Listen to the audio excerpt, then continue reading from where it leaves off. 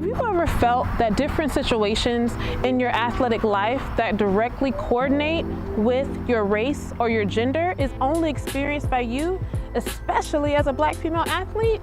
Well, guess what? It's not. There's actually a model that says that Black individuals go through transitional stages in life based on your environment, your peers, and how you interpret the world through your own eyes as well as others. So through this model created by William Cross, we're going to talk about what the challenges and what some things could be as a Black female athlete. So as you've accomplished the success and the adventure of being a student athlete, what you may not know is that's actually a concept. And that concept is called duality. But for a Black female collegiate athlete, back in 1903, W.E.B. Du Bois coined a term called double consciousness. Now in that time, he wasn't necessarily talking about athletes, and he wasn't necessarily talking just about females, but he was talking about the experience of being a Black person in America. And that's something that you have to think about. So when you think about your journey and how do you develop these skills and the strength to make it through the experience, guess what? You've been doing it your whole life. Whenever you started sports as a Black female, you've maintained that balance of ability to adapt and adjust. But did you ever think of the different mindsets that you have and that you've had to maintain and balance? Think about it. If you're an athlete, you're on the court and you have the mental capacity and the ability to be an athlete, to be focused in the moment, to be dedicated in the moment. But then when you're off the court, you have the ability to balance in your environment, you have the ability to balance with your peers, in the classroom, amongst your family, and those are all strengths. That ability can translate to the classroom, it can later translate to the professional setting. Because remember, everything that you've done to this point has prepared you for the next step. And as a Black female collegiate athlete, you have to be mindful but very much aware of your perceptions as it's reflected in the world. Things that you will encounter could include microaggressions or possibly misinterpretation of your aggression, of your passion that you demonstrated on the court. Think about it. When you win, you get excited. You want to cheer, you want to be loud. But what happens when you're in a professional setting?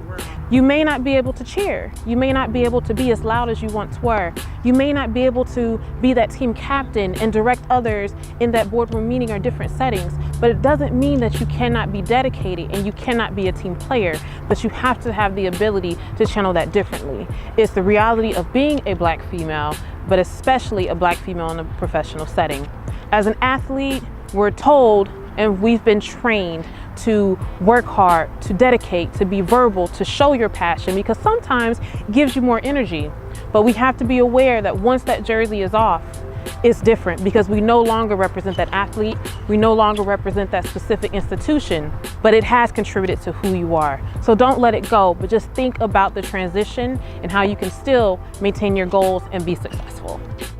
But even history shows through the development of models like the racial identity development model, there are stages that you actually go through as an athlete, as a female, but mainly as a Black person. And what we often don't recognize is that our environment contributes to how we adapt, how we communicate, how we make certain decisions, and how we move throughout our lives. And when we look at this model, the first stage that it talks about is the pre-encounter stage. And within that stage, you typically absorb the values and the thoughts and the ethics and just the overall perspective of what is right and what is wrong. But you adapt that perspective based on the majority, what's popular. So if you are in a sport where the primary culture is non-minority, then the attitudes, maybe how they talk, how they dress, how they perceive things in the world. Maybe to them, racism doesn't exist. Maybe to them, sexism doesn't exist. But for a Black female collegiate athlete, this is something that you have to always be cognizant of. But when you're in this pre-encounter stage, you have not began to explore or to even understand really who you are. Often the pre-encounter stage is experienced very young in our lives.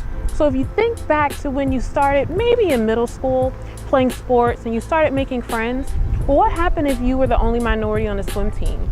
Or what happened if you were the only minority on a basketball team? Probably doesn't happen a lot, but it can. But how did that affect you? What about golf? What about lacrosse? There's so many different sports that can affect us, but the most important thing is how you reacted. And did that shape and influence who you were?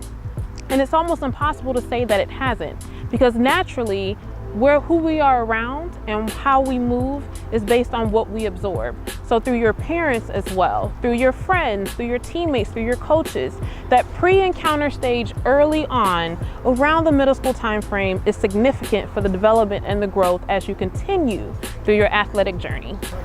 So William Cross developed this model. And what's so interesting is that during the second stage, he actually calls this encounter.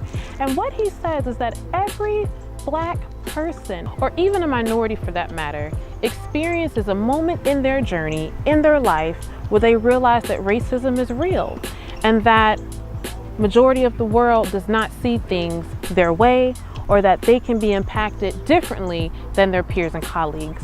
So when we think about this, how can this affect the athlete? How can this experience translate to sports? Well, let's think about it. I was raised in the military and I've lived a very diverse childhood. But when I made it to college, I was around an environment where a lot of my peers and my teammates had not been around an African American. So the conversation and some of the terms that were racist, but they weren't mindful of it. But how does that impact me? That can be distractful for your sport. That can distract you from your academics. It can be a very tough journey. And so I started to realize that the athlete in me had not experienced that. But if I wanted to continue and pursue, I had to accept that this was potentially something that I would continue to experience. And I had to determine how I internalized that, how I processed that, and how I flipped it so that it can work for me. And later on in life, as I continue, more situations happen. I encountered many different things, hence to why the stage is called Encounter.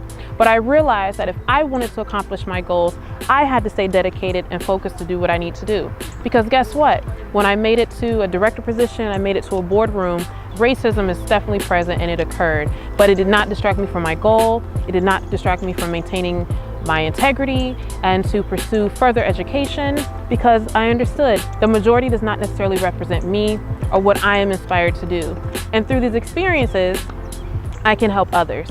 So the encounter stage is really an awakening stage. It's an acceptance stage that you are who you are, and that is okay. Things can happen, but it doesn't have to destroy you, but you have to acknowledge and accept what is going on in order for you to move forward. Because as we continue to talk about these stages, what you will find is that many individuals, especially Black female collegiate athletes, may not successfully transition through these stages. So what I want you to do is recognize what stage you're in, how can you get to the next, and how can you keep making progress. And if you feel like you're in a current stage, let's work on it, but you can get through it.